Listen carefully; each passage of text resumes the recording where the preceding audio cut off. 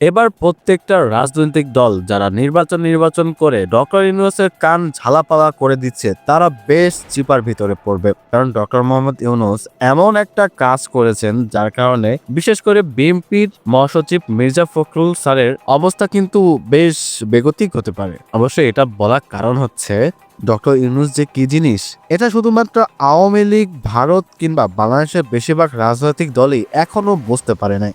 Doctor Yunus কি বলছে শুনছেন একবারও? তিনি বলেছে কোন পার্টি কোন সংস্কার চান আর কোনটা চান না ওইটা বলেন।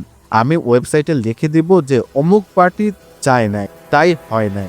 যদি একটা সংস্কারও না চান কোনো অসুবিধা নাই, ওয়েবসাইটে দিয়ে দেব, লুকোচুরির কিচ্ছু নাই, সবাই জানবে।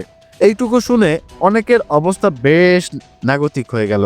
বুঝছেন তো কোন চিপাই নিয়ে ফেলছে প্রত্যেকটা রাজনৈতিক দলের। বিএনপি আর জামাত তলে তলে ভেটো দিয়ে আসলেও উপরে সরকারের কাছে বল ঠেলে দেয়া এটা আর এখন হচ্ছে না। আবার সংস্কারে একমত হয়ে পরে পিছুটা নেওয়ার সুযোগ থাকবে না। কারণ ম্যাগনা কার্টার মতো জুলাই সনদ হবে, ওখানে সব দলকেই সাইন করতেই হবে। বাংলাদেশের রাজনৈতিক দলগুলো 90-এর পরে বাংলাদেশের মানুষের সঙ্গে কিন্তু বেইমানি করে, এটা কিন্তু বাস্তব কথা। কিন্তু এবার ডক্টর ইউনূস সেটাকে বন্ধ করে দিয়েছেন। এবার জনগণের প্রত্যেকটা চাহিদা, আকাঙ্ক্ষা এবং প্রত্যেকটা বিষয় ওয়েবসাইটে দেওয়া থাকবে। সেখান থেকেই ডিসাইড হবে যে আদৌ এটা হবে কি হবে না। অর্থাৎ কোনো রাজনৈতিক দলের নিজস্ব বক্তব্য কিংবা নিজস্ব মতামত কিংবা নিজস্ব সিদ্ধান্তের উপর কোনো কিছুই এখন সম্ভব নয়। আর এবার যদি কোনো দল এই সংস্কারের বিরুদ্ধে অবস্থান নেয় তাহলে তার লিখিত দলিল থাকবে এবং ভবিষ্যতে এই লিখিত দলিল দিয়ে সেই দলের রাজনীতি পর্যন্ত শেষ করে দেওয়া সম্ভব। আর এই জিনিসটাকে শুনেই ডক্টর মোহাম্মদ ইউনূসকে প্রশংসায় ভাসাচ্ছেন সকলেই। ডক্টর ইউনূস যে কল্পনার চেয়েও মেধাবী এবং বুদ্ধিমান তার বাস্তব উদাহরণ কয়েকবারই তিনি দিয়েছেন।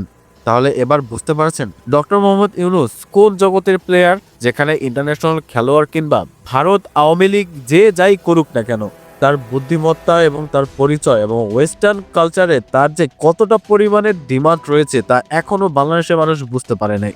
তবে এটা দেওয়ার পর কিন্তু একটা জিনিস ভালোই হয়েছে, সেটা হচ্ছে যদি কোনো দল অগ্রিম নির্বাচন যায় কিংবা একটা ভালো কাজ প্রত্যেকটা দলই চাচ্ছে কিন্তু স্পেসিফিক একটা দল চাচ্ছে না, তাহলে আজীবন সেই দলকে নিয়ে সেই বিষয়টিকে প্রমাণ সহ ওয়েবসাইটে দেখানো হবে।